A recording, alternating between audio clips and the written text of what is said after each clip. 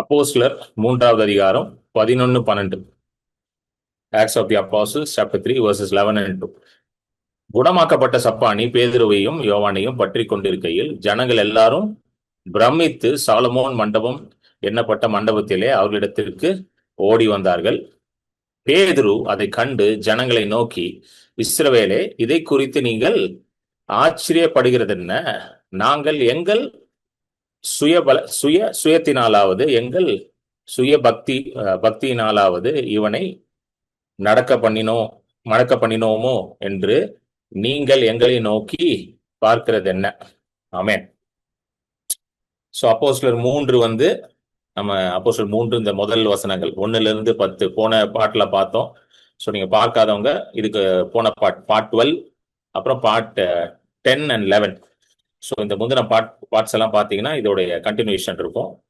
So ஒரு தாயின் கருவில இருந்தே சப்பானியாக இருக்கிற ஒரு மனுஷன் சுகமாக்கப்படுகிறான். 11வது வசனத்தை போடுங்க. தாயின் கருவில இருந்து அவன் கொஞ்சம் கூட நடக்க முடியாத ஒரு மனுஷன். அவன் பேதுரு அவன் மேல கையை வச்சு, இதுதான் இந்த முதல் 10 வசனத்துல வாசிக்கிறோம். பேதுரு அவன் மேல கையை வச்சு, நசரேயனாகிய இயேசு கிறிஸ்து நாமத்தினால எலும்பு அப்படின்னு அவன் எழும்பிடுறான். நடந்து குதிச்சு கர்த்தரை ஸ்தோத்திரித்து அவர்களோட கூட அவனும் என்ன பண்றான், தேவாலயத்துக்கு வந்துடுறான். ஸோ அவங்க கை பிடிச்சி இவனு உள்ள வந்துடுறான், கோயிலுக்குள்ள போயிடுறான் அவனும். ஸோ இதை பாக்குறாங்க, சுத்தி இருக்க ஜனங்கள்லாம் இதை பாக்குறாங்க. பார்த்துட்டு ஒரு பெரிய கூட்டம் வந்துருது. ஏன்னா இவன் நடந்ததே கிடையாது இந்த மனுஷன். பல வருடங்களாக அவன் பிச்சை தான் எடுத்துட்டு இருக்கான். பல வருடங்களாக பிறந்ததுல இருந்தே அவனோட ஒரே தொழில் பிச்சை எடுக்கிறது மட்டும்தான். நடந்ததே கிடையாது. அப்பனா சுத்தமா எனக்கு தெரிஞ்சு நடக்காத ஒரு மனுஷன் தான். கண்டிப்பா அவனுக்கு அந்த கால்கள்லாம் கூட சரியா ஃபார்மையா இருக்காது.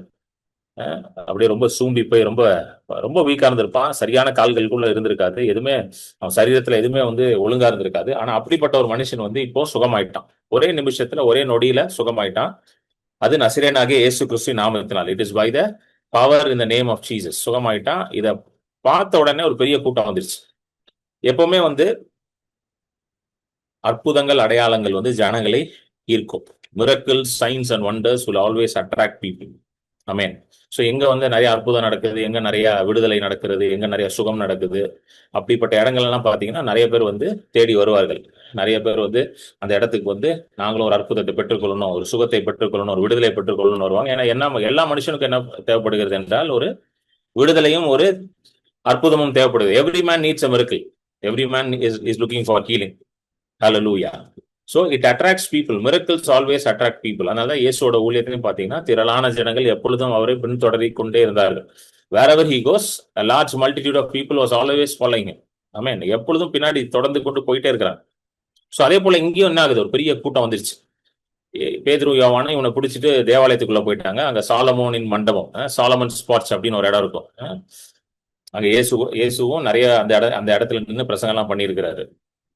ஸோ அந்த இடத்துல நிற்கிறாங்க. இவங்க எல்லாம் ஓடி வந்துட்டாங்க. அது ஒரு ஓப்பன் ஸ்பேஸ் மாதிரி இருக்கும். ஸோ நின்று பேசலாம். ஸோ அந்த இடத்துக்கு எல்லாம் ஓடி வந்துட்டாங்க. பெரிய கூட்டம் வந்துருச்சு. அப்போதான் இவர் பிரசங்கம் பண்ண ஆரம்பிக்கிறார். 12வது வசனம் 12th verse அவர் ஸ்டார்ட் பண்றார், பிரசங்கத்தை ஸ்டார்ட் பண்றார். நல்லா புரிஞ்சுக்கணும். ரொம்ப முக்கியமான ஒரு பாயிண்ட் என்னன்னா, அற்புதமும் அடையாளங்களும், அதாவது மிரக்கிள்ஸ், சைன்ஸ் அண்ட் வண்டர்ஸ், அற்புதங்கள் அடையாளங்கள், இது எதுவுமே ஒரு மனுஷனை ஆவிக்குரிய வாழ்க்கையில கட்டி எழுப்பார். ஹல்லேலூயா. அதை நான் எக்ஸ்பிளைன் பண்றேன். Miracle, signs and wonders will not help a man to grow spiritually. Yes, miracle, signs and wonders changes a man's life. அதாவது அற்புதங்களும் அடையாளங்களும் என்ன பண்ணுதுன்னா ஒரு மனுஷனுடைய வாழ்க்கையில ஒரு மாற்றத்தை உண்டாக்குது. கண்டிப்பா உண்டாக்குது. இப்ப இந்த மனுஷனோட வாழ்க்கையில ஒரு மாற்றம் வந்துருச்சுல, நடக்கவே முடியாம இருக்கிறான், நடந்துட்டான், பெரிய மாற்றம், ஒரு பிக் டிரான்ஸ்ஃபர்மேஷன் வந்துருச்சு, வாழ்க்கையா மாறிடுச்சு இல்ல, கம்ப்ளீட்டான ரவுண்ட். ஒண்ணுமே முடியாத மனுஷன் இன்னைக்கு எழும்பி நடக்கிறான். இது ஒரு பெரிய விஷயம். அது இனிமேல் அவன் யாருடைய உதவியும் அவன் நாடி கொண்டிருக்க வேண்டாம். ஏன்னா அந்த அப்போஸ்தலர் 3வது அதிகாரம் தொடக்கத்துல எல்லாம் போட்டிருக்கு, தினமும் தேவாலயத்திற்கு அவனை கொண்டு உட்கார வச்சு பிச்சை எடுக்க வைப்பாங்க. ஸோ அப்படிப்பட்ட ஒரு நிலைமையில தான் இருந்தாங்க. So miracles are needed, healings are needed, deliverances are needed. So அற்புதம் தேவைப்படுது, சுகம் தேவைப்படுகிறது, விடுதலை தேவைப்படுகிறது, இதெல்லாம் கண்டிப்பா தேவைப்படுகிறது. ஏன்னா அது ஒரு மனுஷனுடைய வாழ்க்கையை மாற்றுகிறது, அவனோட வாழ்க்கையை மேம்படுத்துகிறது. It improves the life of a man, it changes the life of a man, it transforms the life of a man. Hallelujah. It brings a new beginning, ஒரு புதிய தொடக்கத்தை கொண்டு வருகிறது. ஆனால் அது வந்து ஆவிக்குரிய வாழ்க்கையில அவனுக்கு வந்து என்ன ஒரு வளர்ச்சியை கொடுக்கிறது இல்ல. ஆவிக்குரிய வாழ்க்கையில தொடர்ந்து கிறிஸ்துக்குள்ள வளர வேண்டும். தொடர்ந்து கிறிஸ்து நமக்காக வைத்திருக்கிற அந்த அற்புதமான வாழ்க்கையில நம்ம வாழ வேண்டும். If you want to continually live in Christ, if you want to continually enjoy the new life, the new creation life that God has created for you, the only way, அதற்கான ஒரே வழி என்னவென்றால் தேவ வசனத்தின் மூலமாக தான் அது நடக்கும். It is only by the word of God we can continually live and enjoy the new creation life that God has for us. தொடர்ந்து தேவ வசனத்துல நம்ம தியானமாக இருந்து அதிலே நம்ம வாழும் பொழுதுதான் ஆண்டவர் நமக்காக கொடுத்திருக்கிற அந்த புதிய சிருஷ்டி என் அனுபவம், இந்த நியூ கிரியேஷன் ரியாலிட்டி, இதுக்குள்ள நம்ம இருக்க முடியும். ஏன்னா ஒரு மனுஷன் இயேசுவை ஏற்றுக்கொள்ளும் பொழுது அவன் புது சிருஷ்டியா மாறான்னு போட்டிருக்கு. It becomes a new creation. So புது சிருஷ்டினா அந்த புது சிருஷ்டிக்கான அனுபவங்கள் இருக்கிறது, அதற்கான நிஜங்கள் இருக்கு. there is a reality and experience of the new creation. So if you want to live in that, you need to be abiding in the word of God. So இந்த காரியங்களை நீங்க அனுபவிக்க வேண்டும் என்றால் தேவ வசனத்துல தியானமாக அதிலே வாழ வேண்டும். அதனாலதான் அப்போஸ்தலர் 2வது அதிகாரம், if you look at Acts chapter 2, அப்போஸ்தலர் 2வது அதிகாரத்துல ஆவியானவர் ஊற்றப்படுகிறார். ஆவியானவர் ஊற்றப்பட்ட உடனே அந்த 120 பேர் மேல ஆவியானவர் வந்த உடனே அவர்கள் பற்பல பாஷைகள்ல பேசுறாங்க. பேசினோடனே ஆச்சரியப்பட்டு ஜனங்கள் எல்லாம் பெரிய ஒரு கூட்டம் வந்தது. பெரிய கூட்டம் வந்து அங்க சூழ்ந்து கொள்ளுகிறது. உடனே பாருங்க பேதுரு என்ன பண்றாரு, எழும்பி பிரசங்கம் பண்றாரு. Immediately he starts preaching the word of God. தேவனுடைய வார்த்தையை எடுத்து பிரசங்கம் பண்றார். தேவனுடைய வார்த்தையை பிரசங்கம் பண்ணி முடிச்சோன்னு பாத்தீங்கன்னா ஆயிரக்கணக்கான ஜனங்கள் ரசிக்கப்படுறாங்க.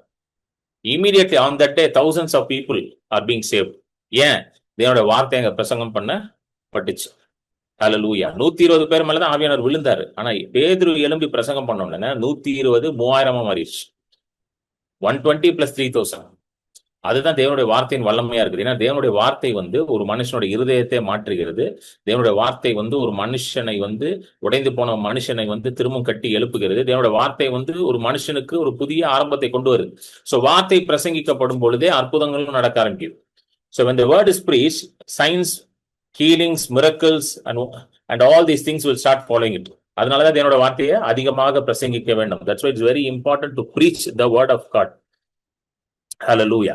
சோ இங்க பேதுரு உடனே என்ன பண்றாரு பாருங்க, அப்போஸ்தலர் 3:2 உடனே பேதுரு வந்து ஒரு பெரிய கூட்டம் வந்த உடனே வாங்க எல்லாருக்கும் நான் உங்களுக்கு ஜெபம் பண்றேன் அப்படி சொல்லாம உடனே தேவனுடைய வார்த்தையை பிரசங்கிக்கிறார். ஏன்னா அதுதான் highly effective. Only the word of God is effective. Hallelujah. Amen. So உடனே பேதுரு எழும்பி சொல்றாரு. பேதுரு அதை கண்டு ஜனங்களை நோக்கி, when Peter saw it, he responded to the people. அவர்கள்லாம் தேடி வராங்க, பேதுரு யோவானை தேடி வராங்க. வா, ஒரு பெரிய தீர்க்கதரிசி வந்துட்டாரு. இயேசுவும் இந்த மாதிரி அற்புதம் செய்யும் போது நிறைய பேர் வராங்க தேடி வந்து, ஒரு எலியாவோ இல்ல பழைய ஏற்பாட்டு தீர்க்கதரிசி யாரோ ஒருத்தரோ திரும்ப பிறந்து வந்துட்டாரு அப்படின்னு சொல்லி நிறைய பேர் வராங்க.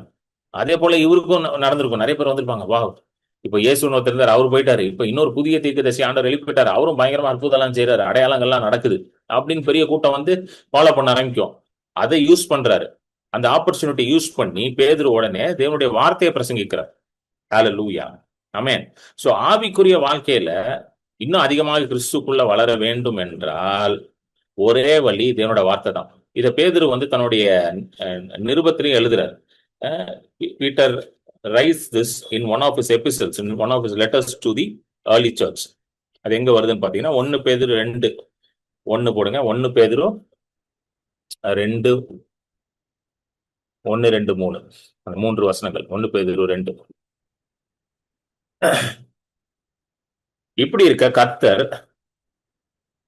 தயவுள்ளவர் என்பதை நீங்கள் ருசி பார்த்ததுண்டானால் சகல துர்குணத்தையும் சகலவித கபடத்தையும் வஞ்சனைகளையும் பொறாமைகளையும் சகலவித புறங்கூறுதலையும் ஒழித்துவிட்டு நீங்கள் வளரும்படி புதிதாய் பிறந்த குழந்தைகளைப் போல் திருவசனமாகிய களங்கமில்லாத ஞான பாலின் மேல் வாஞ்சையாயிருங்கள். சொல்லுங்க, நீங்கள் வளரும்படி. பேதுரு சொல்றார், for you to grow, நீங்கள் வளரும்படி புதிதாய் பிறந்த குழந்தை, அதாவது ஒரு நியூ பார்ன் பேப் இருக்கு, ஒரு ஒரு ஒரு பச்சை புல்ல பச்சை குழந்தைன்னு பாத்தீங்களா, ஒரு பிறந்த குழந்தை வந்து அது எதை வந்து அதிகமா அது வாஞ்சிக்கும். What does it desire a lot? ஒரு பிறந்த குழந்தை வந்து வாஞ்சிக்கிறது ஒரே ஒரு காரியம்தான், தன்னுடைய தாயின் பாலை தான் அது வாஞ்சிக்கும். அதை தான் விரும்பாது, அது வேற எதுவும் விரும்பாது. நீங்க அதுக்கு போயிட்டு பிரியாணி கொடுங்க, சிக்கன் 65 கொடுங்க, இல்ல ஐஸ்கிரீம் கொடுங்க, அதெல்லாம் கேட்காது. That is not needed for the child. The only thing that is needed for a newborn baby is the pure unadulterated milk from its mother. Amen. தன்னுடைய தாயின் இடத்திலிருந்து வருகிற அந்த களங்கமில்லாத அந்த அந்த தாய்ப்பால் தான் அதுக்கு தேவைப்படுகிறது. அதுதான் அந்த பிள்ளையோடைய வளர்ச்சிக்கு ரொம்ப ரொம்ப ரொம்ப அவசியமாக இருக்கிறது. ஹல்லேலூயா. அதனாலதான் பிறந்து ஒரு 6 மாசத்துக்கு நீங்க எதுவுமே கொடுக்க கூடாது, வெறும் தாய்ப்பால் தான் கொடுக்கணும்னு ஈவன் மெடிக்கல் சயின்ஸ் அதுவே ரெக்கமெண்ட் பண்றது அதுதான். ஏன்னா அதுலதான் எல்லாமே இருக்குது. அந்த குழந்தைக்கு தேவையான சகலமும் அந்த அந்த தாயினுடைய பால்ல தான் இருக்குது. ஸோ அதே போல ஒரு மனுஷன் வந்து இயேசுவை ஏற்றுக்கொண்ட பிறகு அவன் வளரணும்னா அவன் என்ன செய்யணுமா? நீங்கள் வளரும்படி. எத்தனை பேருக்கு வளரணும்னு ஆசை இருக்கு? I want to grow in the Lord. கர்த்தருக்குள்ள அதிகமா வளரணும் பிரதர். நான் இதே மாதிரி இருக்கக்கூடாது பிரதர், இன்னும் நல்லா கர்த்தருக்குள்ள வளரணும். ஏன்னா கர்த்தருக்குள்ள நம்ம வளர வளரதான் கர்த்தர் நமக்காக என்ன வைத்திருக்கிறார், என்ன நோக்கத்தை வைத்திருக்கிறார், என்ன திட்டத்தை வைத்திருக்கிறாரோ அதை நாம் நிறைவேற்ற முடியும். ஹல்லேலூயா. Only when you grow in the Lord you will be able to understand the purpose that God has for your life, the call and the destiny that God has for your life. ஹல்லேலூயா. கர்த்தருக்குள்ள அதிகமா வளர வளரதான் கர்த்தருடைய ஆசீர்வாதத்தையே நம்ம வந்து அனுபவிக்க முடிகிறது. Only a man who grows in the Lord, who knows the Lord, will be able to experience the goodness and the blessings of the Lord. கர்த்தருடைய கிருபையை அப்பதான் அனுபவிக்க முடியுது. பாருங்க, முதல் வசனம் போடுங்க. அதான் பேதுரு ஸ்டார்ட் பண்ண. 1 பேதுரு 2:1 முதல் வசனம் போடு. ஃபர்ஸ்ட் வர்ஸ் பாருங்க. இப்படி இருக்க கர்த்தர் தயவுள்ளவர் என்பதை நீங்கள் ருசி பார்த்தது உண்டானால். சோ கர்த்தர் தயவுள்ளவர் என்பதை நீங்க ருசி பார்த்தது உண்டானால். சோ கர்த்தர் தயவுள்ளவர், கர்த்தருடைய நன்மை எவ்வளவு பெரியது, அதை நம்ம அதிகமா ருசி பார்க்கணும்னா ஒரே வழி நம்ம என்ன பண்ணணுமா? எதெல்லாம் ஒதுக்கி தள்ளணுமா? சோ நம்ம வளரணும்னா எதெல்லாம் ஒதுக்கி தள்ளணும்? 2வது வசனத்துல வருது பாருங்க. எல்லா துர்க்குணங்கள். 2வது வசனம். சகல துர்க்குணத்தையும் சகலவித கபடத்தையும் வஞ்சனைகளையும் பொறாமைகளையும் சகலவித புறங்கூறுதலையும் ஒதுக்கி இது எல்லாத்தையும் ஒழிக்கணும். அப்படின்னா என்னது? தேவையில்லாத சிந்தை, தேவையில்லாத பேச்சு, தேவையில்லாத காரியங்களை கேட்கறது, தேவையில்லாத மனசுல இருக்கிற எண்ணங்கள் எல்லாத்தையும் ஒதுக்கிட்டு என்ன பண்ணும்? அடுத்தது நீங்கள் வளரும்படி. 3வது வசனம். நீங்கள் வளரும்படி புதிதாய் பிறந்த குழந்தை போல, அதாவது ஒரு சின்ன பிள்ளைய போல மாறின்றாங்க. ஏன்னா சின்ன பிள்ளை வந்து பாத்தீங்கன்னா சின்ன பிள்ளைகிட்ட வந்து இந்த குவாலிட்டிஸ் எதுவுமே இருக்காது. அந்த புறங்கூறுதல், வஞ்சனை, கபடம் இதெல்லாம் எதுவுமே இருக்காது. It is very Innocent. Baby is very Innocent. ரொம்ப ரொம்ப ரொம்ப இதா இருக்கும், அது கபடம் இல்லாததா இருக்கும், ரொம்ப இன்னசென்ட்டா இருக்கும். ஸோ அப்படி நீங்களும் மாறி எல்லாத்தையும் ஒதுக்கிட்டு, இந்த தேவையில்லாதெல்லாம் ஒதுக்கிட்டு சின்ன குழந்தைய போல எதை நாடுங்க? திருவசனமாகிய களங்கமில்லாத ஞானப்பாலின் மேல் வாஞ்சியா இருங்க. Hallelujah. As newborn babes desire the pure milk, that is the word of God. Hallelujah. So இதை செய்யும் பொழுது ஆட்டோமேட்டிக்கா நீங்க வளர ஆரம்பிச்சிருங்க. நீங்க இதை உள்ள இன்டேக் ஆக வசனம் உள்ள போக போக வளர்ச்சி தன்னால நடக்கும். As you consume the word of God, your growth is inevitable. இதுதான் பேதுரு வந்து பிராக்டிஸ் பண்ணார். இதுதான் பேதுரு எழுதுறார். ஆதி திருச்சபைகளுக்கு நிருபங்கள்ல எழுதுறாரு. எப்பா இதை பண்ணுப்பா அப்படின்ற. நீ ரட்சிக்கப்பட்ட, ஆண்டவனை புது சிஷ்யா மாத்திட்டாரு, இப்போ நீ வளரணும், அதுக்கு நீ இதுதான் பிராக்டிஸ் பண்ணணுன்றது. ஆமென். ஸோ திரும்ப வந்துருங்க. அப்போஸ்தலர் 3:12 திரும்ப அதை போட்டுருங்க. ஸோ பேதுரு உடனே ஜனங்கள்லாம் கூடி வந்துட்டாங்கன்றதை கண்டு உடனே எழும்பி பிரசங்கம் பண்றாரு. சாலமோன் மண்டபத்துல எழும்பி ஒரு பெரிய பிரசங்கம், ரொம்ப அருமையான ஒரு பிரசங்கம் அதை பண்றாரு. எப்படி ஆரம்பிக்கிறாரு பாருங்க. இஸ்ரவேலரே, இதை குறித்து நீங்கள் ஆச்சரியப்படுகிறது என்ன? First question, why do you marvel? ஆங்கிலத்துல ரொம்ப அழகா வருது, வை டு யூ மார்வல். ஏன்பா ஆச்சரியப்படுற? இதுல ஆச்சரியப்படுறதுக்கு நிறைய காரியம் இருக்குல்ல. இதுல ஆச்சரியப்படாம இருந்தாதான் தப்பு. கரெக்டா இல்லையாங்க? இந்த ஹீலிங் மிரக்கல்ல ஆச்சரியப்படாம இருந்தாதான் தப்பு. கரெக்டா இல்லையா? ஏன்னா இந்த மனுஷன் வந்து பிறந்ததுல இருந்தே சப்பானி, நடந்ததே கிடையாது. வாழ்க்கையில அவன் வந்து சுகத்தையே அனுபவித்தது இல்லை. சோ இப்படிப்பட்ட ஒரு மனுஷன் சுகமானா கண்டிப்பா ஆச்சரியப்படதான் வேணும். If a man like this man gets healed, definitely we should be astonished, definitely we should be excited, definitely we should marvel. There's nothing wrong with that. அதுல தப்பே கிடையாது. ஆனா பேதுரு என்ன சொல்றாரு? ஏன்பா ஆச்சரியப்படுற? ஏன் அப்படி பேதுரு சொல்றாருன்னா ஒரு ரீசன் என்னன்னா, பேதுரு வந்து இயேசுவோட வாழ்ந்த ஒரு மனுஷன். அதை நம்ம அண்டர்ஸ்டாண்ட் பண்ணிக்கணும். முதல்ல இயேசு கூடயே நடந்தவர். He walked with Jesus. பிசிக்கலா மாம்சத்துல இயேசு இந்த உலகத்துல இருக்கும் பொழுது பேதுரும் இயேசுவோட இருந்தார். இயேசு மாம்சத்துல இருக்கார், பேதுரும் மாம்சத்துல இருக்கார். சோ இயேசுவோடயே இருக்கிறாரு. இயேசுவோட அந்த 3.5 வருஷம் பாத்தீங்கன்னா பேதுருலாம் பாத்தீங்கன்னா ஒரு ரைட் ஹேண்ட் மாதிரி இயேசு, ரொம்ப க்ளோஸ் டிசைபிள், ரொம்ப நெருங்கிய சீஷன் வேற. ஸோ இயேசு கூடயே தான் இருக்கிறாரு, இயேசு கூட போறாரு. அது மட்டும் இல்லாம இயேசுவோட எல்லா ஊழியத்திலையும் அவர் பங்கேற்கிறார். He is participating in every ministry of Jesus. சில காரியங்கள்லாம் மற்ற சீஷர்கள் பார்க்காததெல்லாம் பேதுரு, யோவான், யாக்கோப் பார்க்கும்படி ஆண்டவர் கிருபை செய்தார். ஸோ ஃபார் எக்ஸாம்பிள் நீங்க பாத்தீங்கன்னா எவ்வீரோட மகள் ஆண்டவர் எழுப்புறார். அப்போ பேதுரு, யோவான், யாக்கோப் தான் கூட இருக்கிறாங்க. அதே மாதிரி மறுரூப மலை, மவுண்ட் ஆஃப் டிரான்ஸ்பிகரேஷன்ல மற்ற சீஷர்கள் இல்ல, இவங்க 3 பேர் தான் இருக்காங்க. ஸோ நிறைய எக்ஸ்க்ளூசிவா நிறைய காரியங்களை by the grace of God இவங்க பாக்குறதுக்கான ஒரு வாய்ப்பு கிடைக்குது. அதுவே ஒரு பெரிய பிளெஸிங் தான். பேதுரு, யோவான், யாக்கோபுக்கு எக்ஸ்க்ளூசிவா இப்படி ஒரு காரியங்கள் ஆண்டவர் கொடுக்குறாரு, ஒரு கிரேஸ்ல அவங்களுக்கு கிடைக்குது. ஸோ இதை பார்த்து பார்த்து பார்த்து ஆண்டவர் அற்புதம் செய்யறது ஒவ்வொரு நொடியும் ஆண்டவர் அற்புதம் செஞ்சுக்கிட்டே இருக்காரு. ஏன்னா திரளான ஜனங்கள் வராங்க, miracles keep happening, healings keep happening, deliverances keep happening. So பார்த்து பார்த்து பேதரோட மைண்டுக்கு இப்போ எப்படி வந்துருச்சுன்னா இதெல்லாம் நார்மல்னு வந்துருச்சு.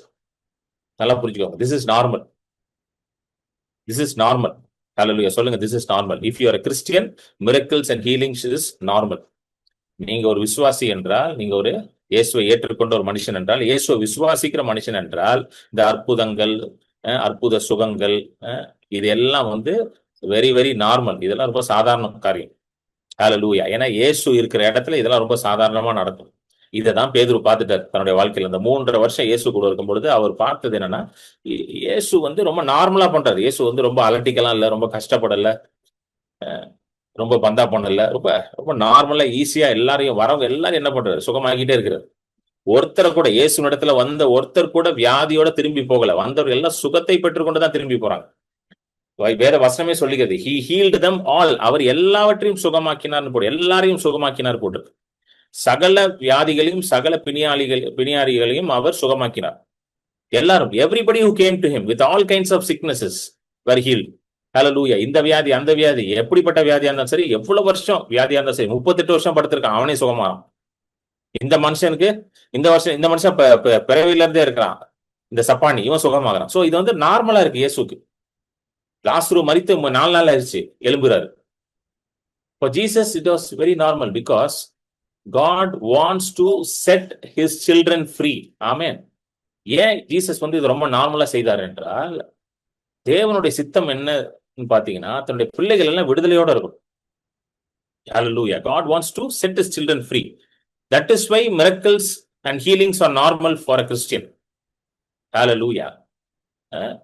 இயேசுவோடைய one of the main job description, அதாவது இயேசுவோடைய பிரைமரி ரோல் அண்ட் ரெஸ்பான்சிபிலிட்டி என்னன்னு பாத்தீங்கன்னா, ஏசாயா 61 போடுங்க. ஏசாயா 61 முதல் வசனம் அதை போடுங்க. அவர் எதுக்கு வரார், எப்படிப்பட்ட காரியங்களை செய்யணும்னு வருகிறார், மேசியா எதற்காக அனுப்பப்படுகிறார் என்றால், ஓகே, கர்த்தராகிய தேவனுடைய ஆவியானவர் என் மேல் இருக்கிறார். சோ இந்த என் மேல்ன்றது இயேசுவை குறிக்கிறது. என் மேல், இயேசு மேல் இருக்கிறார். சிறுமைப்பட்டவர்களுக்கு சுவிசேஷத்தை அறிவிக்க கர்த்தர் எண்ணெய், அந்த எண்ணெய்னா இயேசுவை அபிஷேகம் பண்ணினார். இருதயம் நொறுங்குண்டவர்களுக்கு காயங்கட்டுதலையும், சிறைப்பட்டவர்களுக்கு விடுதலை, சொல்லுங்க, சிறைப்பட்டவர்களுக்கு விடுதலை, கட்டுண்டவர்களுக்கு அவிழ்த்தலையும். So he came to set those who are bound. He came to deliver those who are bound. யாரெல்லாம் கட்டுல இருக்கிறாங்களோ, யாரெல்லாம் வியாதியின் பிடியில இருக்காங்களோ, பாவத்தின் பிடியில இருக்கிறாங்களோ, பிசாசின் பிடியில இருக்காங்களோ, அவர்களை விடுதலையாக்கவும், அவர்களுடைய கட்டுகளை அவிழ்க்கவும். ஹல்லேலூயா. இதுக்குதான் அவர் வரார். ஹல்லேலூயா. அடுத்த வசனம், 2வது வசனம். கர்த்தருடைய அனுக்கிரக வருஷத்தை நம்முடைய தேவன் நீதியை சரி கட்டவும், நாளையும் கூறவும், துயரப்பட்ட அனைவருக்கும் ஆறுதல் செய்யவும், அடுத்தது துயரப்பட்டவர்களுக்கு ஆறுதல் கொடுக்கவும், நீதியை சரி கட்டவும், இது எல்லாத்தையும் செய்ய வரார். புரியுதுங்களா? சீயோனில் துயரப்பட்டவர்களை சீர்படுத்தவும், அவர்களுக்கு சாம்பலுக்கு பதிலாக சிங்காரத்தையும், துயரத்துக்கு பதிலாக ஆனந்த தைலத்தையும், ஒடுங்கின ஆவிக்கு பதிலாக துதியின் உடையும் கொடுக்க அவர் என்னை அனுப்பினார். ஹல்லேலூயா. அவர்கள் கர்த்தருடைய நாமத்தை அவர்கள் கர்த்தர் தம்முடைய மகிமைக்கென்று நாட்டின நீதியின் விருட்சங்கள் எண்ணப்படுவார்கள். ஆமென். சோ இயேசுடைய பிரைமரி போக்கஸே வந்து என்னன்னா, if anybody is bound by anything else like sin or sickness or the devil, அதாவது ஒரு மனுஷன் வந்து ஏதோ ஒரு காரியத்துல வந்து மாட்டிக்கிட்டு இருக்கான். அது பாவமா இருக்கலாம், பிசாசின் பிடியா இருக்கலாம், கட்டுகளா இருக்கலாம், சாபமா இருக்கலாம், வியாதியா இருக்கலாம், ஏதோ ஒரு பிரச்சனையில மாட்டிட்டு இருக்கானா அவனை விடுதலை ஆகணும். இதுக்குதான் இயேசு வந்தார். சோ அற்புதத்தை செய்துதான் இயேசு என்ன பண்றாரு, அந்த விடுதலை கொண்டு வர்றார். he does a miracle there. So மிரக்கல்னாலே என்னது, சடன் சேஞ்ச். ஒரு சடன் சேஞ்ச் தான் miracle. That is called miracle. மிரக்கல்னா ஒரு சடனா நடக்கிற காரியம். மிரக்கல்னா சூப்பர் நேச்சுரலா நடக்கிற காரியம். Hallelujah. Supernatural, the hand of God. By the hand of God it is happening, not by any human effort. Amen. So அற்புத அடையாளம் எல்லாமே எப்படி நடக்குது, தேவனுடைய கரத்தினால நடக்கிறதே தவிர மனுஷனுக்கும் அதுக்கும் சம்பந்தமே கிடையாது. இதை வந்து பேதுரு வந்து, அதனாலதான் பேதுரு வந்து இதை இப்படி பேசுறாரு. திரும்ப போடுங்க, அப்போஸ்தலர் 3:12 போடுங்க. என்ன சொல்றாரு, ஏன் ஆச்சரியப்படுகிறீர்கள்? ஏன் ஆச்சரியப்படுகிறீர்கள் சொல்றாருன்னா, எல்லாம் பேதுருவை பார்த்துக்கிட்டு இருக்காங்க. Everybody is looking at Peter and John. புரியுதுங்களா? சோ அதனாலதான் பேதுரு இப்படி பேசுறார். ஏன் ஆச்சரியப்படுகிறீர்கள்? நாங்கள் பாருங்க பாயிண்ட்டுக்கு வர, இதை குறித்து நீங்கள் ஆச்சரியப்படுகிறது என்ன? இஸ்ரவேலே இதை குறித்து ஆச்சரியப்படுகிறது என்ன? நாங்கள் எங்கள் சுய சக்தியினாலாவது எங்கள் சுய பக்தியினாலாவது, ஆங்கிலத்துல பவர் ஆர் காட்லினஸ் வருது. கேஜேவில ரொம்ப அழகா வரும். கேஜேவில போட்டீங்கன்னா பவர் ஆர் ஹோலினஸ். சுய சக்தினா பவர், சக்தினா பவர், ஹோலினஸ். அப்ப என்ன சொல்றாரு, என்னுடைய வல்லமையும் கிடையாது, என்னுடைய பரிசுத்தமும் கிடையாது. ஹல்லேலூயா. என்னுடைய வல்லமையும் இல்லை, என்னுடைய பரிசுத்தமும் இல்லை. இது எப்படி நடந்துச்சு, என்னால கிடையாது. இதுதான் பேதுரு வந்து இங்க சொல்றாரு, கிளியர் பண்றாரு. Not by my power or my holiness. Hallelujah. அதை வைத்து இந்த மனுஷனை நாங்க என்ன பண்ணல, எழும்பி நடக்க செய்யல. எத்தனை பேருக்கு புரியுது? பேதுரு ரொம்ப கிளியர் பண்றாரு. ஏன்னா இப்படிப்பட்ட ஒரு காரியம் நடக்கும்போது நிறைய நேரம் நான் எல்லாரும் பாக்குறவங்க என்ன நினைப்பாங்கன்னா, ஓகே இவருக்கு ஆண்டவர் ஸ்பெஷலா ஏதோ ஒரு பவர் கொடுத்திருக்கிறாரு, ஆண்டவர் வந்து இவருக்கு ஒரு ஸ்பெஷலா ஏதோ ஒரு அனாயிண்டிங்கை கொடுத்திருக்காரு, ஒரு அபிஷேகத்தை கொடுத்திருக்கிறாரு, he is very special to God. இவர் ரொம்ப ஆண்டவருக்கு விசேஷமான ஒரு மனுஷனா இருக்கிறாரு, அதனாலதான் இவர் மூலமாக இப்படிப்பட்ட ஒரு அற்புதம், ஒரு அரிதான அற்புதம் நடந்திருக்கு அப்படின்னு நிறைய பேர் நினைக்கிறாங்க. அதனாலதான் அந்த அற்புத அடையாளங்கள் செய்யற ஊழியக்காரங்கள் எல்லாம் பார்த்து ஆச்சரியம் வருது. ஓகே, இவங்க எல்லாம் ஆண்டவரால ஸ்பெஷல், இதுக்காக ஸ்பெஷலா எடுத்திருக்கிறார், அது இவங்க மட்டும் தான் செய்ய முடியும். அதனால நம்ம என்ன பண்ணணும், இவங்க கிட்ட தான் போகணும், நம்மளால எல்லாம் முடியாது. அதுக்காக தான் இந்த ஹீலிங் மினிஸ்டர்ஸ் எல்லாம் இருக்கிறாங்க, இந்த டெலிவரன்ஸ் மினிஸ்டர்ஸ் எல்லாம் இருக்கிறாங்க, இந்த தீர்க்கதரிசிகள் எல்லாம் இருக்கிறாங்க அப்படின்னு தான் ஜனங்களும் நினைக்கிறாங்க. சில நேரம் அப்படிப்பட்ட ஊழியத்தை செய்யறவங்களும் அப்படியே நினைச்சுக்கிறாங்க, நான் ரொம்ப ஸ்பெஷல், அதனால தான் ஆண்டவர் என் மூலமா வேலை செய்யறாரு. நல்லா புரிஞ்சுக்கணும், ஆண்டவருக்கு எல்லாருமே ஸ்பெஷல் தான். இவர் மட்டும் தான் ஸ்பெஷல், அவர் மட்டும் தான் ஸ்பெஷல்லாம் கிடையாது, எல்லாருக்கும் ஆண்டவர் ஸ்பெஷல் தான். ஹல்லேலூயா. இது யாருக்கு புரியுதோ அவங்க மூலமா அதிகமாக அற்புதங்கள் நடக்குது. Those who understand this become a channel for God's power to flow in their life. யாருக்கு வந்து இது புரியுதோ, நான் தேவனுக்கு பிரியமானவன், ஆண்டவர் என்னை நேசிக்கிறான்றது யாருக்கு புரியுதோ அவர்கள் மூலமாக தேவனோட வல்லமை போறதுக்கான ஒரு வழி உண்டாகுது. ஹல்லேலூயா. அது யாருக்கு புரிஞ்சாலும் நடக்கும். இதுதான் நிறைய பேருக்கு வந்து நிறைய பேருக்கு புரியல. சோ பேதுரு வந்து பாருங்க, ஒரு பெரிய அப்போஸ்தலரு, அவர் வந்து உடனே அவர் சொல்லிருக்கலாம்ல, நான் இயேசுவோட இருந்தேன், நான் இயேசுவோட வாழ்ந்தேன், இயேசுவோட நடந்தேன், இயேசு எனக்கு நிறைய காரியங்களை கற்பித்திருக்கிறார். ஏன்னா இயேசு நிறைய காரியங்களை சொல்லி கொடுத்தாரு சீஷர்களுக்கு, எஸ்பெஷலி இந்த 12 பேருக்கு நிறைய காரியங்களை கற்பித்தார் அவர். அதனாலதான் எனக்குள்ள ஒரு ஸ்பெஷல் வல்லமை இருக்குது, ஒரு ஸ்பெஷல் அபிஷேகம் இருக்கிறது. ஆண்டவர் என்னை அதுக்காக தான் ஒரு அப்போஸ்தலனாக நியமித்திருக்கிறார். என் பெயர் வந்து என்னது, கேபாஸ், த ராக், இந்த கல்லின் மேல் என் சபையை கட்டுவேன்னு சொன்னார். சோ நான் தான் அந்த கல்லு, ஏமாலதான் சபை கட்டப்பட போகிறது, அதனாலதான் ஏன் மூலமா அந்த அற்புதம் நடந்திருக்குது அப்படின்லாம் எந்த கதையும் சொல்லல அவர். ஏன்னா அது எதுவுமே உண்மை கிடையாது. அந்த கதையை அவர் அடிக்கல, ஸ்ட்ரைட்டா பாயிண்ட்டுக்கு வர்றாரு அவர். ஏன்பா ஆச்சரியப்படுறீங்க? ஏதோ என்னுடைய பக்தி, என்னுடைய சக்தினால நடந்த மாதிரி என்ன உட்காந்து இப்படி பாக்குறீங்க, என்ன இவ்வளவு ஆச்சரியமா பாக்குறீங்க? இது என்னுடைய பக்தியும் கிடையாது, என்னுடைய சக்தியும் கிடையாது, என்னுடைய முயற்சியே கிடையாது அப்படின்றார். ஹல்லேலூயா. நல்லா புரிஞ்சுக்கணும், அற்புதம் அடையாளம் செய்வதற்கான சுய பலன் நம்ம யாருக்குமே கிடையாது. ஹல்லேலூயா. None of us carry this power in us to do miracles, signs and wonders. We don't have that power in us. Hallelujah. The only power that has been given to us is the power of the Holy Spirit.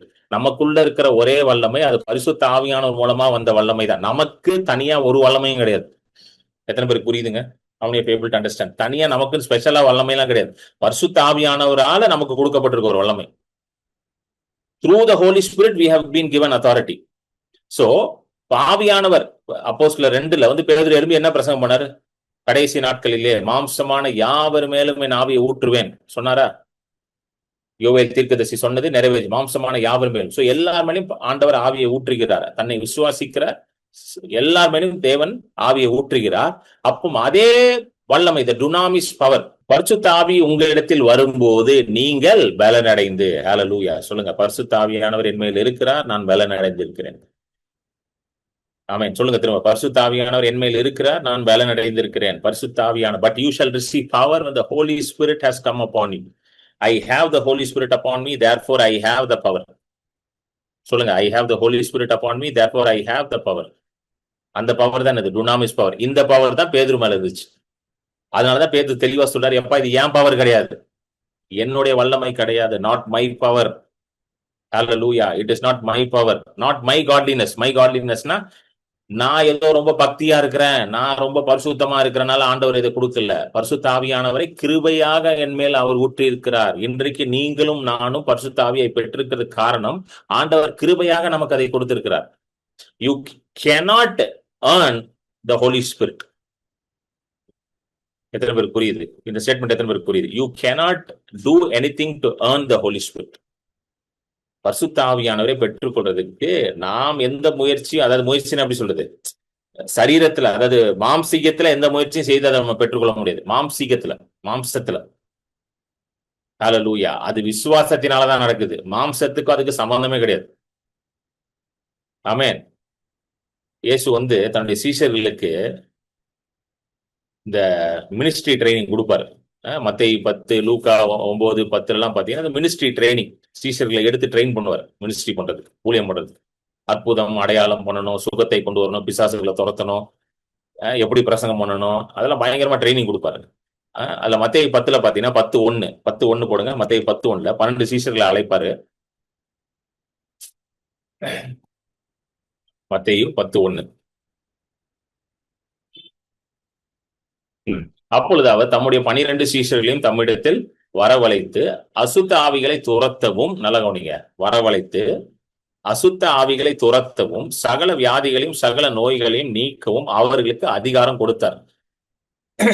அதிகாரம் இயேசுதான் கொடுக்கிறார். நல்லா புரிஞ்சுக்கோங்க, அதிகாரம் இயேசுதான் கொடுக்கிறார் அவர்களுக்கு. இவர்கள் ஏதோ செய்தெல்லாம் அந்த அதிகாரத்தை வாங்கல அவர்கிட்ட இருந்து. எத்தனை பேருக்கு புரியுது? There's a difference between this. அவர் கொடுக்கறதுக்கும் நாம் ஏதோ செய்து வாங்குறதுக்கும் வித்தியாசம் இருக்குது. எத்தனை புரியுது? புரியுதுங்களா இல்லையா? ரொம்ப முக்கியமான பாயிண்ட் இது. ஏன்னா நிறைய நேரம் நமக்கு என்ன சொல்லப்படுகிறது என்றால், நமக்கு என்ன சொல்லி கொடுக்குறாங்கன்னா, நீ ஏதோ செஞ்சாதான் அவர் கொடுப்பாரு, நீ ஏதோ பண்ணணும், 40 நாள் உபவாசம் பண்ணணும், 21 நாள் உபவாசம் பண்ணணும், அப்புறம் இதை பண்ணணும், அதை பண்ணணும், இப்படி பண்ணணும், அப்படி பண்ணணும், இதெல்லாம் பண்ணாதான் அவர் கூட பார்த்துக்கிட்டே இருப்பாரு. பார்த்துட்டு ஓகே இவனுக்கு கொடுக்கலாம் அப்படின்னு கிடையாது. நாம் எதையும் செய்து அதை சம்பாதிக்க முடியாது. இந்த உபவாசம் பண்ணுமா, நல்லதுதான், தப்பே கிடையாது, nothing wrong, it is very fantastic. Hallelujah. ஆனா அதை செய்து நாம் அதை பெற்றுக்கொள்றது இல்லை. அவர் தான் நமக்கு கொடுக்கிறார், அதிகாரத்தை கொடுக்கிறார், வல்லமையை கொடுக்கிறார். ஹல்லேலூயா. கொடுத்துட்டு அது சொல்றாரு பாருங்க, எக்ஸ்பிளைன் பண்ணாரு. மத்தேயு 10:8 போடு, 8 போடு தம்பி. மத்தேயு 10:8. வியாதி உள்ளவர்களை சொஸ்தமாக்குங்கள், குஷ்டரோகிகளை சுத்தம் பண்ணுங்கள், மரித்தோரை எழுப்புங்கள், பிசாசுகளை துரத்துங்கள், இலவசமாய் பெற்றீர்கள். நல்லா கவனிங்க, இலவசமாய் பெற்றீர்கள். எதை இலவசமாய் பெற்றார்கள்? எதை இலவசமாய் பெற்ற? அதிகாரத்தை, வல்லமையை இலவசமாய் பெற்றார்கள். அப்பனா என்ன அர்த்தம்? எதுவும் செஞ்சு அவனுக்கு அதை வாங்கல. They did not do anything to earn that. Hallelujah. Amen. இது எவ்வளவு பெரிய ஒரு விடுதலை தெரியுமா?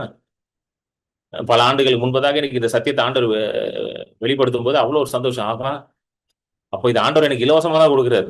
ஏதோ நான் உருண்டு பரண்டு கத்தி கதறி ஆண்டவரே அழுது புரண்டு எல்லாம் வாங்கல பாருங்க. அவர் எனக்கு கிருபையா கொடுத்திருக்காரு. யாருக்கெல்லாம் கொடுத்திருக்காரு? எல்லாருக்கும் கிருபையா கொடுத்திருக்காரு. வெறும் சில பேருக்கு மட்டும் கொடுக்கல. நிறைய பேர் அதுவும் நினைக்கிறாங்க, சில பேர் உங்களுக்கு கொடுத்திருக்காரு, நீங்க முழு நேர ஊழியக்காரர், உங்களுக்கு கிருபையா கிடையாது. எல்லாருக்கும் கொடுத்திருக்கிறார்.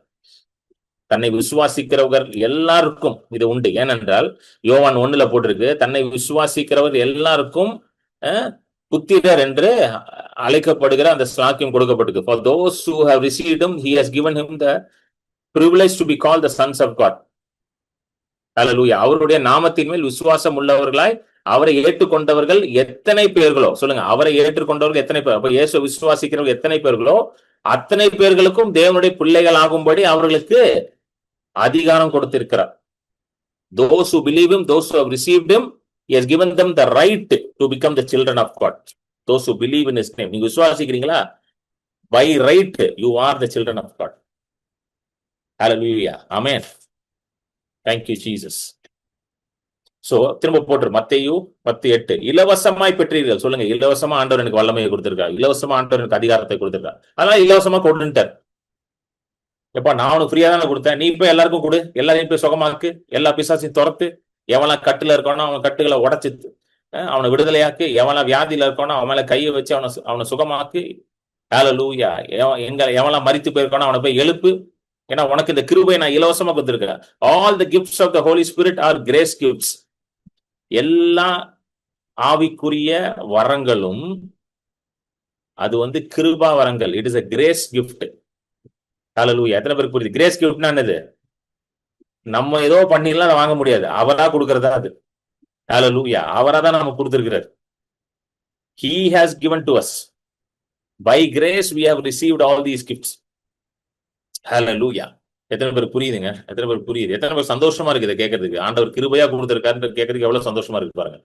ஹல்லேலூயா. நான் ஏதோ செஞ்சு வாங்கணும்னா வாங்கவே முடியாது. கடைசி வரைக்கும் ஒரு கிஃப்ட கூட வாங்க முடியாது ஆண்டவர்ட்ட. ஹல்லேலூயா. ஒரு கிருபா வார்த்தை கூட நான் பெற்றுக்கொள்ள முடியாது. 1 கொரிந்தியர் 14 1 கொரிந்தியர் 12 போட்டிருக்கு. இப்போ கிட்டத்தட்ட 9 கிருபா வரங்கள்ல 9 கிரேஸ் கிஃப்ட்ஸ் போட்டிருக்கு. அதுல ஒண்ணு கூட நம்ம பெற்றுக்கொள்ள முடியாது. ஆண்டவர் இலவசமா கொடுக்குறா. யாரு கொடுக்குறா? எவன் விசுவாசிக்கிறானோ அவனுக்கு கிடைக்குது. He who believes is able to receive it and operate in it. எவன் விசுவாசிக்கிறானோ அவன் பெற்றுக்கொள்கிறான். எவன் விசுவாசிக்கிறானோ அவன் அதை செயல்படுத்துகிறான். Hallelujah. Those who have faith receive it, and those who have faith also operate in it, also walk in it. So இததான் பேதுரு அங்க explain பண்றார். போடு தம்பி திரும்ப. அப்போஸ்தலர் 3:12. அப்போஸ்தலர் 3:12. சோ எங்களுடைய பக்தியில என்னுடைய சக்தியில, சொல்லுங்க, என்னோட பக்தியில என்னோட சக்தியில.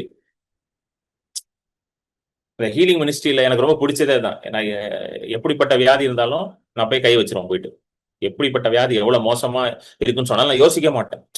இப்ப சில பேர்லாம் சொல்லியிருக்காங்க, பிரதர் ரொம்ப ரொம்ப மோசம்னு சொல்லிட்டாங்க பிரதர், ரிப்போர்ட் ரொம்ப மோசமா இருக்குன்ட்டாங்க பிரதர், அதனால எனக்கு ஜெபம் பண்றதுக்கு விசுவாசமே வரல பிரதர், எனக்கு ஜெபம் பண்ணணும்னே தோண மாட்டேன், ஏன்னா டாக்டரே ரொம்ப மோசம்னு சொல்லிட்டாருன்னா. அப்பனா என்னன்னா நம்மள நம்பிட்டு இருக்கோம். You understand?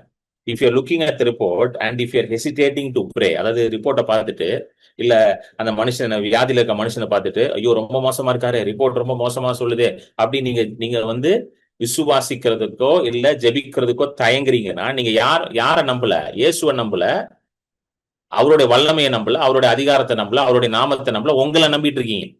அதனாலதான் யோசிக்கிறீங்க, ஐயோ மோசம் சொல்லிட்டாங்க, நான் ப்ரே பண்ணா மட்டும் நடந்துருமா? சில பேர் அதனால ப்ரே பண்றதை நிறுத்திடுவாங்க. அதான் மோசம் சொல்லிட்டாங்க, நான் ப்ரே பண்ணா மட்டும் நடந்துருப்பான். அப்படின்னா இயேசுவை நம்பலன்னு அர்த்தம், உங்களை நம்பிட்டு இருக்கீங்கன்னு அர்த்தம். புரியுதா உங்களுக்கு? இயேசுவை நம்பினீங்கன்னா என்ன பண்ணுவீங்க? எப்பா எவ்வளவு மோசமா இருந்தானே என்னப்பா, சுகம் தரப்போறது இயேசு தானே, நானா பண்ண போறேன், என் வேலை என் வேலை என்னது? போய் கையை வைக்கணும். என் வேலை என்னது? அவனுக்காக ஜபிக்கணும். என் வேலை என்னது? அவருக்காக விசுவாசிக்கணும். அவ்வளவுதான். சுகத்தை அவர் தானே கொடுக்க போறேன்னு சொல்லிட்டு தைரியமா போய் பண்ணுவோம் நம்ம. ஹல்லேலூயா. எத்தனை பேருக்கு புரியுது? ஆமென். சோ சுகத்தை கொடுக்க போறது அவரு தான். நம்மள கேன்சர் சுகமாக்க போறோம், நம்மள சப்பானி எழுப்பி விட்டு நடக்க வைக்க போறோம், நம்மள ஹார்ட் இஷ்யூ, ஹார்ட் கண்டிஷன் எல்லாம் ஹீல் பண்ண போறோம், நம்மள யூட்ரஸ்ல இருக்க பிரச்சனை எல்லாம் ஹீல் பண்ண சுகமாக்க போறோம், யூட்ரஸ்ல இருக்க கட்டியெல்லாம் மறைய பண்ண போறோம், நம்மளா செய்ய போறோம். அது அவர் தானே செய்ய போறாரு. அதனாலதான் இலவசமாய் பெற்றீர்கள், இலவசமாய் கொடுங்கள்னு இயேசு சொன்னார். ஏன்னா சகல அதிகாரத்தையும் நம்மளுக்கு கொடுத்துட்டார். யாரோட அதிகாரம்? யாரோட வல்லமை? அவரோட அதிகாரம், அவரோட வல்லமை. நம்ம போய் நின்னா போதும், நம்ம போய் கையில வச்சா போதும், நம்ம வாயை திறந்து இயேசுவின் நாமத்தினாலேன்னு சொன்னா போதும், அங்கேயே பரிசுத்த ஆவியானவர் வேலை செய்வார்.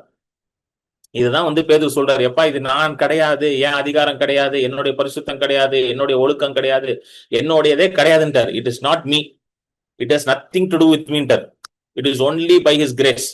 இந்த மனுஷன் எழும்பி நடந்திருக்கான், அது ஒரு இயேசுடைய நாமத்தினால மட்டும்தான். இந்த வரப்போற வசனங்கள்ல சொல்லுவார், it is only by the name, faith in the name of Jesus. இயேசுவின் நாமத்தினால இருக்கிற விசுவாசத்தினால மட்டும்தான் அது நடந்துச்சு, வேற எந்த ரீசனும் இல்லைன்றார். எத்தனை பேருக்கு புரியுது இது? Only reason is that. There is no other reason. There is no other reason. Hallelujah. Amen. சொல்லிட்டு அடுத்த வசனம் போடுங்க. Next verse. ஓகே. ஆபிரகாம், ஈசாக்கு, யாக்கோபு என்பவர்களுடைய தேவனாகிய நம்முடைய பிதாக்களின் தேவன் தம்முடைய பிள்ளையாகிய இயேசுவை மகிமைப்படுத்தினார். ஓகே, அதோட இயேசுவை மகிமைப்படுத்தினார். இதோட நிறுத்திடுவோம். ஓகேவா? இங்க வந்து தமிழ்ல வந்து பிள்ளையாகிய இயேசுன்னு வருது. ஆங்கிலத்துல தான் கரெக்டா வருது. glorified his servant Jesus. அந்த servant Jesus ரொம்ப முக்கியம். சோ முதலாவது பாத்தீங்கன்னா ஃபுல் ஹிஸ்டரியை பேசுறாரு, எடுக்கிறார். ஆபிரகாம்கிட்ட போயிட்டார். ஏன்னா யூதர்களுக்கு பிரசங்கம் பண்ணிட்டு இருக்காருல்ல, அதனால ஆபிரகாம் போயிட்டார். ஏன்னா யூதர்களுக்கு வந்து ஆபிரகாம், ஈசாக்கு, யாக்கோபு இவங்களை வச்சு பிரசங்கம் பண்ணாதான் புரியும் அவங்களுக்கு. ஏன்னா அவனுக்கு எல்லாமே பழைய ஏற்பாட்டை தான் படிச்சிருக்காங்க. இது வரைக்கும் அவங்க படிச்சது ஃபுல்லா பழைய ஏற்பாடு மட்டும்தான். புதிய ஏற்பாடு இன்னும் எழுதப்படவில்லை. ஏன்னா இயேசு இப்பதான் மரித்து உயிரோட எழும்பி 40 நாள் இருந்து பரமேறி இருக்கிறார். சரிங்களா? சோ இப்போதான் நியூ கவர்னன்ட் வந்து ஸ்டார்ட் ஆயிருக்குது. இன்னும் ஒரு நிருபமும் எழுதப்படல. எத்தனை பேர் புரியுது? Not even one letter in the New Testament has been written. Not even one book has been written. So all that they know is only the Old Testament. அவங்களுக்கு தெரிஞ்சதெல்லாம் Old Testament, பழைய ஏற்பாடு மட்டும்தான். யூதர்களுக்கு கையில அதுதான் கொடுக்கப்பட்டுருச்சு. சோ ஆபிரகாம், ஈசாக்கு, யாக்கோபு இதெல்லாம் வச்சு பிரசங்கம் பண்ணாதான் அவனுக்கு புரியும். எத்தனை பேர் புரியுது? ஹல்லேலூயா. அவனுக்கு புரியுற மாதிரி தான் ஆண்டவர் பேசுவார். சோ ஆண்டவர் வந்து போறாரு, எப்பா வா உனக்கு நான் சொல்றேன், யார் இந்த இயேசுன்னு நான் சொல்றேன் முதல்ல உனக்குன்றார். ஏன்னா அவங்க எல்லாம் திருத்திட்டு முழிக்கிறானுங்க. ஏன்னா இயேசுவை வந்து இப்பதான் வந்து ஒரு 40 நாளுக்கு முன்னாடி சிலுவையில் அடிச்சு என்ன பண்றானுங்க, கொண்டுட்டானுங்க. இப்போ இதே இயேசுடைய நாமத்துல அற்புதம் நடக்குது. சோ திருன்னு முழிக்கிறானுங்க எல்லாம். என்னையா இந்த இயேசுவை தான் வந்து சிலுவையில் அடிச்சாரு, பிலாத்து வந்து சிலுவையில் அடிச்சாரு, நம்ம தான் அந்த யூதர்கள் தானே இயேசுவை காட்டி கொடுத்தானுங்க. சிலுவையில் அறையும், சிலுவை அறையும், குரூசிபையும் கத்துனது யாரு? யூதர்கள் தான். பரபாசை எங்களுக்கு விடுதலை செய்யும், ஃப்ரீ பரபாஸ், குரூசிஃபை ஜீசஸ்னு சொன்னது யூதர்கள் தான். இப்போ அதே எந்த இயேசுவை சிலுவையில அறைன்னு நாங்க சொன்னோமோ அந்த இயேசுவோட நாமத்தில் அற்புதம் நடந்துகிட்டு இருக்கீங்க. சோ குழம்பிட்டானுங்க அவனுங்க. என்னடா நடக்குது இங்க? இந்த இயேசுவை வந்து நம்ம வந்து கள்ள தீர்க்கதரிசி அப்படின்னு சொல்லி ஏன்னா அவர் அப்படிதான் சொன்னாங்க, ஃபால்ஸ் ப்ராஃபட். அவர் வந்து ஜனங்களை வந்து திசை திருப்புறாரு, கலங்கம் உண்டு பண்ணுகிறார், அப்புறம் தேவாலயத்தை வந்து இடித்து போடுவாரா. என்ன சொல்றாருல, இந்த தேவாலயத்தை நான் இடிச்சு போட்டு 3 நாள்ல நான் திரும்ப எழுப்பி கட்டுவேன்னாரு. அவர் எதை சொன்னார்? தன்னுடைய சரீரத்தை சொன்னார். தன்னுடைய சரீரம் தான் தேவாலயம். புதிய உடன்படிக்கையில் சரீரம் தான் தேவாலயம். அதான் சொன்னார், இந்த தேவாலயம் இடிக்கப்படும், 3 நாள்ல எழுப்பி கட்டுவேன்னார். உடனே அது எல்லாத்தையும் வந்து தேவதூஷணம் சொல்லி அவர் மேல ஒரு பெரிய சார்ஜை போட்டு, ஒரு அக்யூசேஷனை போட்டு கொண்டு போய் சிலுவையில் அடிச்சிட்டானுங்க. எல்லாம் யார் அடிச்சது? யூதர்கள். சொந்த ஜனம் தான் செய்தது எல்லாத்தையும். வெளியாலாம் ஒண்ணும் செய்யல, சொந்தம் தான். நிறைய நேரம் உள்ள இருக்கிறவங்க எல்லா வேலையும் செய்வான் நமக்கு எதிர்த்து. அது மாதிரிதான் இயேசுக்கும் நடந்துச்சு. இப்போ இந்த இயேசுவின் நாமத்துல அற்புதம் நடந்துகிட்டு இருக்கு.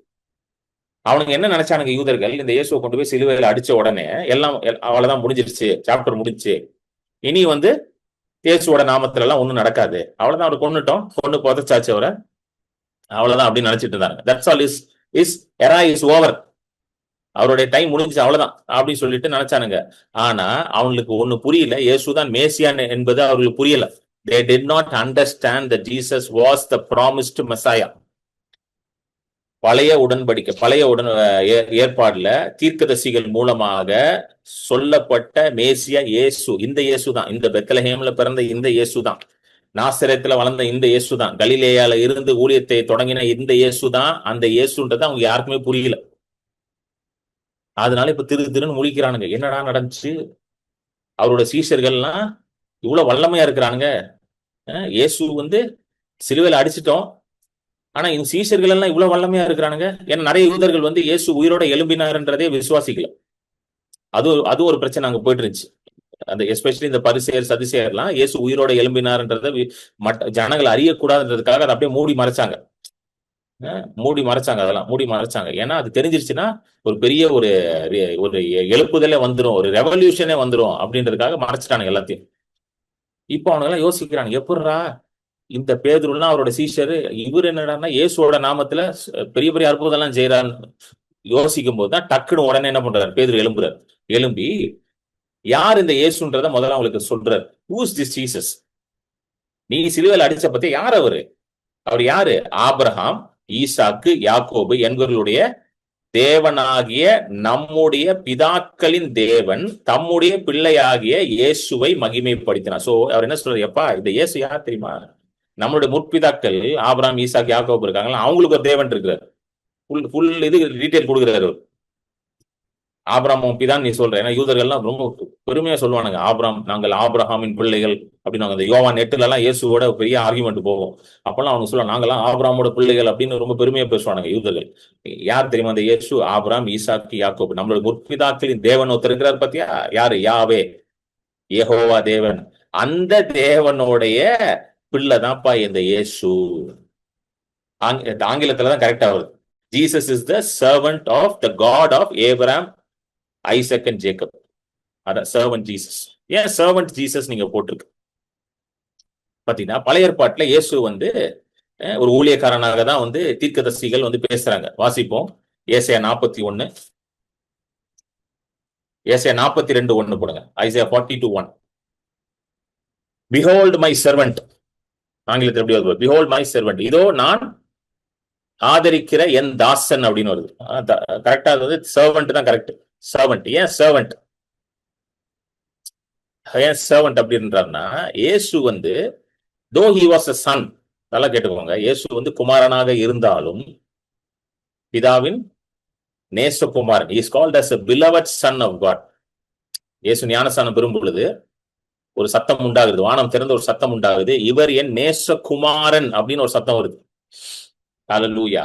He is my beloved son. வெறும் சன் கிடையாது, beloved son, என்னுடைய பிரியமான குமாரன், நேசகுமாரன் அப்படின்னு ஒரு சத்தம் வருது. அவர் நேசகுமாரனாக இருந்தாலும் பிதா அவரை ஒரு ஊழியக்காரன், சர்வன்ட் அப்படின்னு மென்ஷன் பண்றார். ஏன்னா he played the role of a servant in this world. இந்த உலகத்தில் இருக்கும்போது ஒரு ஊழியக்காரனாகவும் அவர் இருந்தார். நேசகுமாரனாக இருந்தாலும் நல்ல ஒரு ஊழியக்காரனாக இருந்தார் அவர். Though he was a beloved son of the Father, he was also a faithful servant. அதனால்தான் எபிரேயர்ல எழுதி இருக்குது, இயேசு ஒரு எப்படி மோசே தன்னுடைய எல்லா வீட்லயும் உண்மையா இருந்தாலும் அதே போல இயேசுவும் இருந்தாராம். Moses was considered as a faithful servant in all his house அப்படின்னு போட்டிருக்கு. சோ அதே போலதான் இயேசு இருக்கிறார் அப்படின்னு எழுதுது எபிரேயர் புத்தகத்தில் எழுதியிருக்கு. So he was faithful as a servant. He was very faithful. ஒரு ஊழியக்காரனா ரொம்ப விசுவாசமா இருக்கணும். ஒரு சர்வன்ட்னா விசுவாசமா இருக்கணும். யாருக்கு? எஜமானனுக்கு விசுவாசமா இருக்கணும். எஜமான் சொல்றதை அப்படியே செய்யணும். சோ இயேசு என்ன பண்ணார்? தன்னுடைய பிதா எதை செய்வதற்காக அவரை அனுப்பினாரோ அதை அப்படியே செய்கிறார் அவர். For whatever the Father purposed to do, Jesus did that. எதெல்லாம் செய்யணும்னு நினைத்தாரோ பிதா, அதை இயேசு அப்படியே செய்யறாரு. இயேசு தன்னுடைய சித்தத்தை எதுவுமே செய்யல. ஹல்லேலூயா. யோவான் 5 சொல்றாருல, நான் பிதா எனக்கு என்ன காண்பிக்கிறாரோ அதை தான் நான் செயல்படுத்துவேன். What the Father shows, I will do it here. I will not do anything on my own accord அப்படின்றார். நான் என்னுடைய சுயத்துல நான் எதுவுமே செய்ய மாட்டேன். அவர் எனக்கு என்ன காண்பிக்கிறாரோ, அவர் என்ன சொல்றாரோ அதை தான் இங்க நான் செய்வேன். That is why he is called as a servant, a very faithful servant. ஒரு ரொம்ப உண்மையுள்ள ஒரு ஊழியக்காரர். பிதாவோட சித்தத்தை அப்படியே நிறைவேற்றுறார். அதனாலதான் கல்வாரி சிலுவையில பாத்தீங்கன்னா அவர் ஜெபிக்கிறார். கெத்செமனே தோட்டத்துல உட்கார்ந்து ஜெபிக்கிறாரு. ரொம்ப ரொம்ப வியாகுலமாக, ரொம்ப மன வருத்தத்தோட பயங்கரமான ஒரு ஜெபம் அது. He prayed in agony அப்படின்னு வருது இங்கிலீஷ்ல. இயேசு வியாகுலப்பட்டு அதிகமாக ஜெபித்தார்னு வருகிறது. அவருடைய வேர்வை துளிகள்லாம் ரத்தமாக மாறிச்சு. அவ்வளவு ஒரு ஸ்ட்ரெஸ் லெவல். அந்த ஸ்ட்ரெஸ் லெவல்ஸ் எல்லாம் பயங்கரமா ஆகி அவருடைய வேர்வை ரத்தமா வந்துச்சான். அப்போ அவர் ஜெபிக்கிறாரு, ஆண்டவரே உமக்கு சித்தமானால் இந்த பாத்திரம் என்னை விட்டு நீங்கி போகட்டும். பாத்திரம்னா சிலுவை என்னை விட்டு நீங்கி போகட்டும். ஆனாலும் அப்படின்னு சொல்லிட்டு உடனே சொல்றாரு, ஆனாலும் ஆண்டவரே என் சித்தம் கிடையாது, உங்க சித்தம் தான் நடக்கணும். சோ இயேசுக்கு நல்லா புரியுது சிலுவையில எப்படி அவர் பாடுபட போகிறார், எந்த அளவுக்கு அவரை பாடுபடுத்த போறாங்க, எந்த அளவுக்கு அவர் வலியும் வேதனையும் சிலுவையில அனுபவிக்க போகிறார் என்பது அவருக்கு நல்லா தெரியும். ஏன்னா அவர் மாம்சத்துல இருக்கிறார். இயேசு மாம்சத்துல இருக்கிறார். பிள்ளைகளை போல அவரும் ரத்தமும் மாம்சம் உடையவராக வந்தார்னு போட்டிருக்கு எபிரேயர் 2:13-14. So he was in the flesh like you and me. So அந்த வலி வேதனை எல்லாம் அவருக்கும் தெரியும். அதனாலதான் அப்படி ஜெபிச்சார், ஆண்டவரே என்னால முடியல ஆண்டவரே, ஒரு சித்தமான இந்த பாத்திரம் விலகி போகட்டும் ஆண்டவரே அப்படின்றாரு. ஆனாலும் ஆண்டவரே உம்முடைய சித்தம் தான் நடக்கணும், என் சித்தம் இல்ல ஆண்டவரே. So Jesus was the most faithful servant. ஒரு உண்மையான ஊழியக்காரனா இயேசுதான், வேற யாருமே கிடையாது.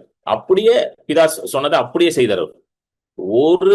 ஒரு டாட்டை கூட மிஸ் பண்ணல அவர். Perfect perfect servant. அதனாலதான் வேதம் வந்து அவர் எப்படி போட்டிருக்குது, பிஹோல்டு மை சர்வன்ட் அப்படின்றார். இதோ நான் ஆதரிக்கிற என் தாசன். தமிழ்ல தாசன் வருது, ஆனா அந்த ஊழியக்காரன் சர்வன்ட் அதுதான் கரெக்ட். ஹல்லேலூயா. சோ இதுதான் வந்து பேசுறாரு. இன்னொரு இடத்துலயும் வரும் பாத்தீங்கன்னா, ஏசாயா 52 போடுங்க, 52:13 போடுங்க, 52:13. நிறைய இடத்துல வந்து மை சர்வன்ட் அப்படின்னு இயேசுவை குறித்து எழுதியிருக்கும் பழைய ஏற்பாடுல. ஓகே, ஏசாயா 52:13 இருந்து தான் சிலுவையின் பாடுகள் வந்து ஸ்டார்ட் ஆகும். 52:13 ஸ்டார்ட் ஆகி 53 போய் 53 முடிவு வரைக்கும் வரும். சோ கிட்டத்தட்ட ஒரு 21 வசனங்கள். சோ இதெல்லாம் சிலுவையின் பாடுகள். சோ 52:13 இதான் start of the passion of Christ. சிலுவையின் பாடுகளின் ஆரம்ப வசனம் இது. அப்படியே வந்து 53 கண்டினியூ ஆகும். இதோ என் தாசன் ஞானமாய் நடப்பார். Behold my servant shall deal prudently. இந்த servant என்ன யாரு? இயேசு. அவர் என் தாசன் தான், என்னுடைய ஊழியக்காரர் தான். ஆனா அவர் எப்படி ஞானமா நடப்பார். ஞானமா நடப்பார்னா கர்த்தருடைய சத்தத்தை கேட்டு, தேவனுடைய வார்த்தையை கேட்டு அதன்படி செய்வார் அவர். ஹல்லேலூயா, ஆமென். சோ இதுதான் வந்து பேதுரு பேசுறார். திரும்ப போடுங்க தம்பி, அப்போஸ்தலர் 3:13 போடுங்க. திரும்ப பேசுறாரு. என்ன சொல்றாரு? ஆபிரகாம், ஈசாக், யாக்கோபு என்பவர்களுடைய தேவனாகிய நம்முடைய பிதாக்களின் தேவன் தம்முடைய பிள்ளையாகிய இயேசுவை மகிமைப்படுத்தினார். இந்த மகிமைப்படுத்தினார்னா சிலுவையில அவரை மகிமைப்படுத்தினார். இயேசு சிலுவையில போய் மரித்து அடக்கம் செய்து உயிரோடு எழுப்பப்பட்டார்ல, அதுதான் வந்து மகிமைப்படுத்தினார்ன்றார். That is called glorification of Christ. Amen. ஏன்னா மரித்தவர்கள் யாருமே உயிரோட எழும்ப மாட்டார். ஆனா இயேசு உயிரோட எழும்பினார், மரித்து அடக்கம் செய்யப்பட்டு உயிரோட எழும்பினார். So he was glorified by the Father. பிதா அவரை மகிமைப்படுத்தினார். ஹல்லேலூயா, ஆமென். யோவான்ல வந்து பாத்தீங்கன்னா ஒரு அருமையான சம்பவம் வரும். இதே சாலமோன் மண்டபத்துல தான் வந்து இயேசு நின்று பிரசங்கம் பண்ணுவாரு. இயேசு வந்து அந்த கழுதையின் மேல் ராஜாவாக எருசலேமுக்குள்ள நுழைந்த பிறகு ஒரு பிரசங்கம் செய்வார் சாலமோன் மண்டபத்துல இருந்து. அப்போ ஒரு சத்தம் உண்டாகும். வாசிப்போம். அவருடைய சிலுவையின் மரணத்தை குறித்து ஒரு பிரசங்கம் பண்ணிட்டு இருப்பார். இது அதே சாலமோன் மண்டபத்துல தான் நடக்குது. இங்க பேதுரு நின்று பிரசங்கம் பண்றாருல, அதே இடத்துல தான் நடக்குது. இயேசு 27 போடுங்க.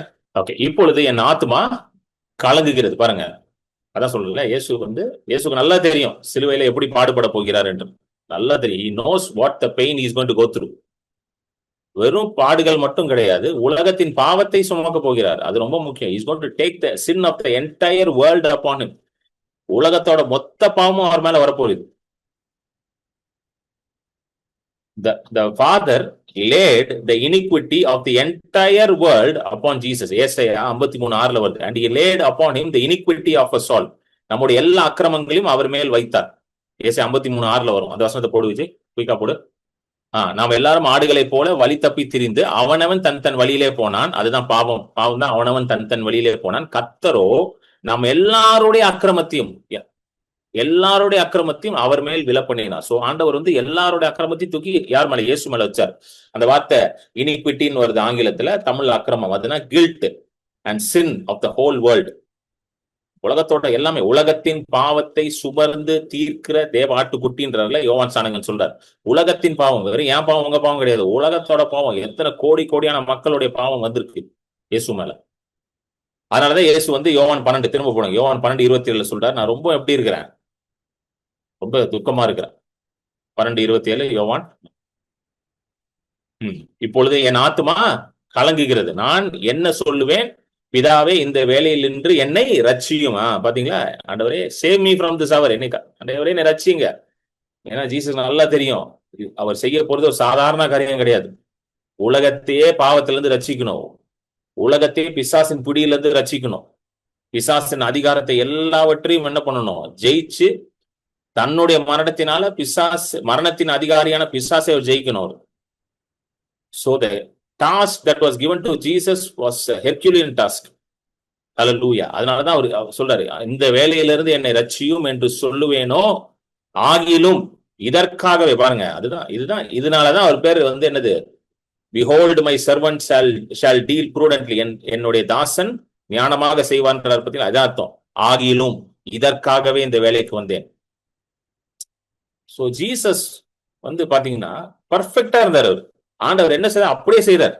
Though he knew the magnitude, of the work that is going to do. அதாவது அவர் செய்யற வேலையோடைய அந்த அது எவ்வளவு பெரிய வேலை, எவ்வளவு கடினமான வேலையா இருந்தாலும், ஆனாலும் ஆண்டவரே இதற்காக தான் நான் வந்து இதை நான் செய்ய போறேன், இதற்காகவே வந்து இந்த வேலைக்கு வந்தேன். அடுத்தது 28.